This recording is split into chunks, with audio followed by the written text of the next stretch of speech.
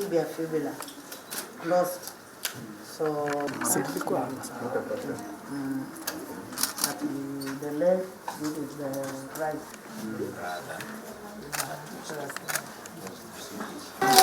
Wale wote ambao waliparticipate kwa ile wizi wa tarehe 6, watatu tayari wameshashikwa na wamepelekwa kotini. Huyu pia kwa sababu alikuwa pamoja na wao, akishatibiwa na apone, ndio maana anachungwa na polisi, pia atapelekwa kotini.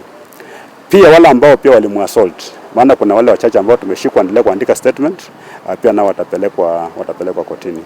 So tungependa tu kuwasihi watu wetu kwamba wakati mambo ya uhalifu imefanyika, badala ya kuchukua sheria katika mikono na kujifanyia mambo vile mnataka, tafadhali waende katika kituo cha polisi, uchukue polisi au watu washikwe, alafu wapelekwe kotini.